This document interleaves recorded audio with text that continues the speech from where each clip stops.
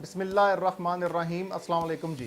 ताजिर international company के platform से मलिक फ़हीम आवान एक बार फिर आपकी खिदमत में हाजिर।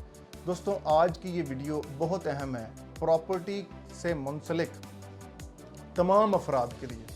आज मलिक रियाज हुसैन, जो कि सिर्फ पाकिस्तान की नहीं बल्कि पूरे एशिया के सबसे बड़े प्राइवेट डेवलपर बन चुके हैं, उनके बारे में मलिक रियाज हुसैन ने अपना एक ज़ाती पैगाम जो है अपने प्लेटफॉर्म से जारी किया, जो कि मैं आपको पढ़ के सुनाना चाहूँगा। और उसके बाद मैं अपने पाकिस्तान के इदारों से और पाकिस्तान की आवाम से कुछ चीज़ें डिस्कस करना चाहूँगा।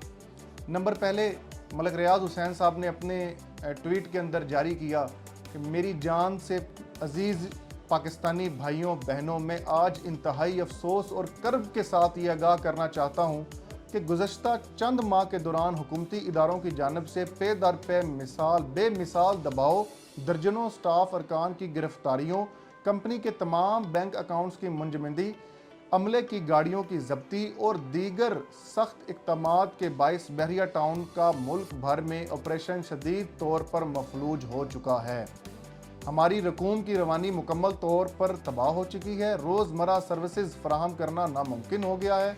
हम अपने देसियों हज़ारों स्टाफ की तनख्वाहें अदा करने के काबिल नहीं हैं और हालात यहाँ तक पहुँच चुके हैं कि हम पाकिस्तान भर में बहरिया टाउन की तमाम सरगर्मियाँ मुकम्मल तौर पर बंद करने पर मजबूर हो चुके हैं। हम इस आखिरी कदम से एक कदम पीछे ज़रूर हैं, लेकिन ज़मीनी हालात लम्हा बलम्हा बदतर होते जा रहे हैं। ये सूरत हाल इस इदारे की बुनियादी ढांचे को मफलूज कर चुकी है, जो कि 50,000 मेहनती अफराद पर मुश्तमिल है। कई सीनियर मुलाजमीन ताहाल लापता हैं, सर्विसेज मुअत्तल हैं, तरक्याती मंसूबे रुक चुके हैं और हमारी कम्यूनिटीज़ में मामूल की देखभाल और सहूलियात की फराहमी शदीद मुतासर हो चुकी है। ये कैफियत हमारे वतन अजीज़ की मईशत के लिए भी किसी शदीद बहरान से कम नहीं है। कराची से लाहौर और इस्लामाबाद तक बहरिया टाउन में लाखों पाकिस्तानियों की खरबों रुपयों की सरमायाकारी मुंजमद हो चुकी है। सैकड़ों अरब रुपयों की कमर्शियल मंसूबे तकमील से पहले ढेर हो चुके हैं। हज़ारों ख़ानदान बेयकीनी और ज़हनी अजियत का शिकार हैं। हमें अपने लाखों रिहायशियों और स्टेट होल्डर से दिली माजरत है, जिन्हें हमारी मजबूरी की वजह से परेशानी का सामना करना पड़ रहा है। मैं अपने तमाम मुसीबत के मारे ख़ानदानों का शुक्रिया अदा करता हूँ। इन बेरहम हालात में भी आपने सब्र का दामन और हौसला नहीं छोड़ा। लेकिन इन तमाम मुश्किलात के बावजूद हमारा पाकिस्तान से इश्क, वफादारी और खिदमत का जज्बा आज भी वैसा ही है।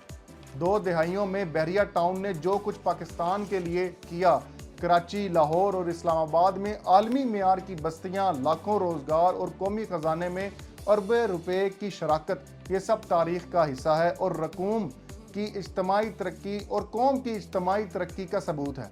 आज भी मेरा दिल यकीन से भरा हुआ है कि पाकिस्तान के इदारे इंसाफ, अक्ल और तदब्बर से काम लेंगे और हमें इस मुश्किल मोड़ से बाहर निकालने में मुस्बत किरदार अदा करेंगे। आखिर में दिल की गहराइयों से आखिरी अपील करना चाहता हूँ कि हमें संजीदा मुकालमे और बावकार हल की तरफ वापसी का मौका दिया जाए। इस मकसद के लिए किसी भी शरीक होने और इसके फैसले पर आर्बिट्रेशन 100% अमल दरामद की यकीन दिलाते हैं।